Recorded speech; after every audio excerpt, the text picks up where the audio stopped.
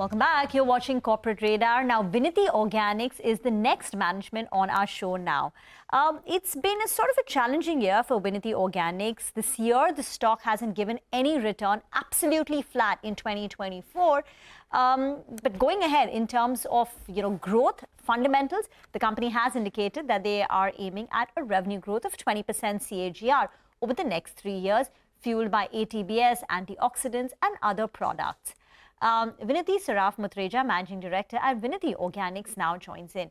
Vinati, if in a very brief manner, if you had to recap 2024 and the kind of challenges and opportunities you faced, how would you do that? And what would you be looking ahead to if you had to focus on the top 3 things on the board's mind for 2025? If you could lay that out for us. Sure. Good morning and wishing you a happy new year in advance. I think you have pretty much summed it in your opening statement.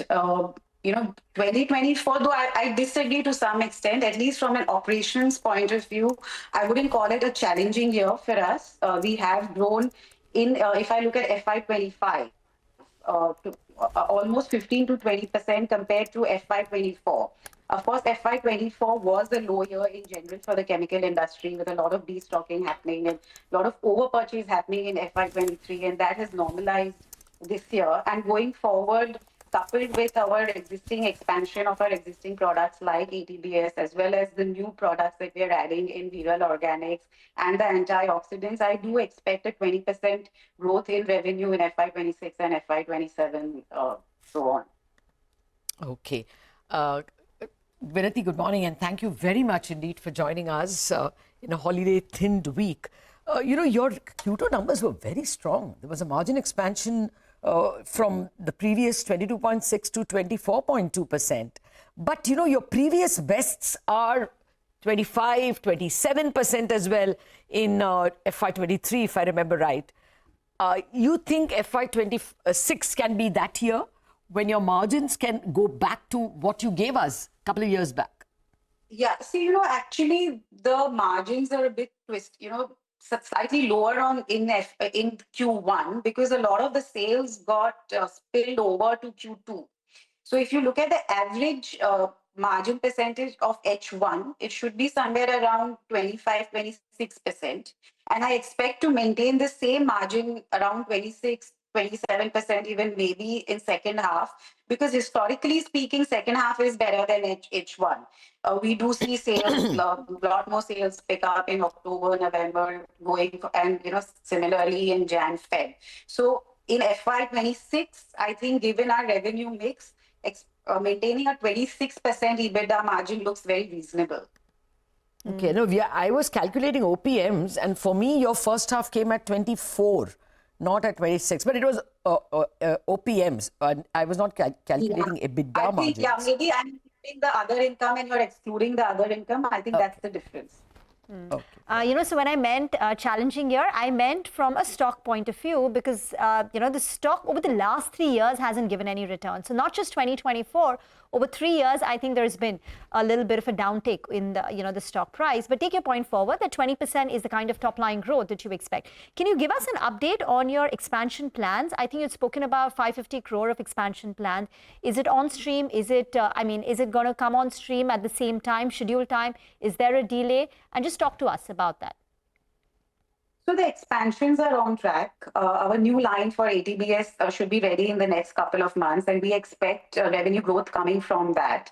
Similarly, so that's about 300 crores of capex, which has been done there. Another 500 crores capex over 2 years will happen in our subsidiary Viral Organics, where we have already started some products, monomer inhibitor as well as a pharmaceutical intermediate, and we're adding 3 new products in that, which is again, one is skincare intermediate.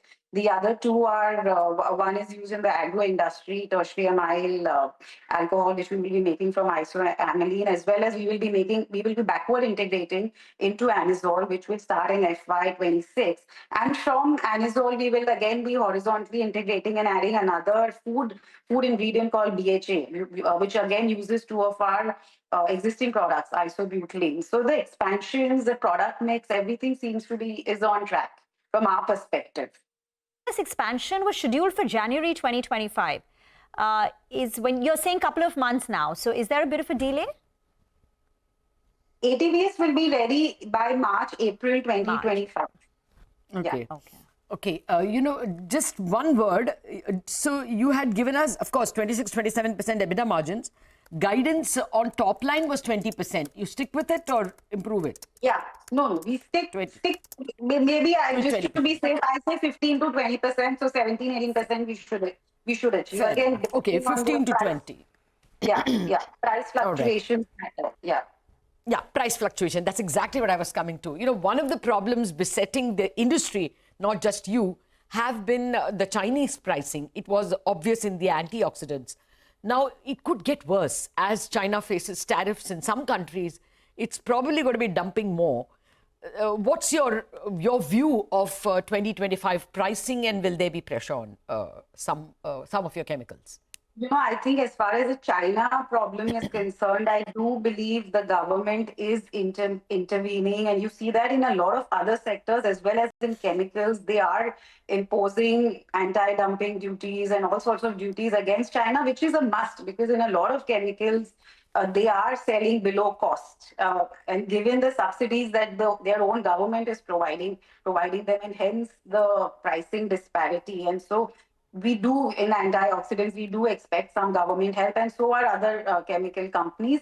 Going forward, I do feel India is, has an advantage given the tariff conditions in China, given our cost of production. I still feel the overheads are lower in our country, and together as a public-private partnership, overall the next 5 to 10 years, I think the chemical industry is set to grow in India.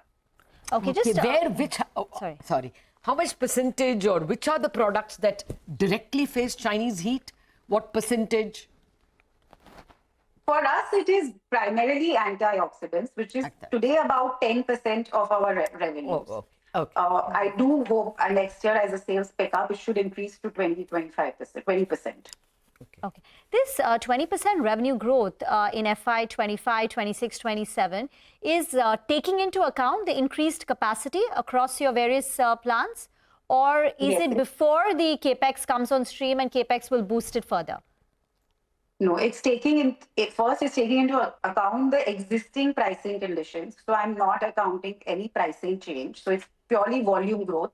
Now the volume growth will come from most of the capex which we've already done in the new line of ADBS as well as in Vinati Organics in the new products, which some have started and some are about to start in FY26, as well as the antioxidants where we have the capacity and we're just hoping the market situation to normalize. Okay. Well, we'll have to leave it at that, Vinati. Thank you very much indeed for joining us. You are a superb entrepreneur. Thank you for joining us, and here's wishing that your 2025 brings you more successes. Thank you very much.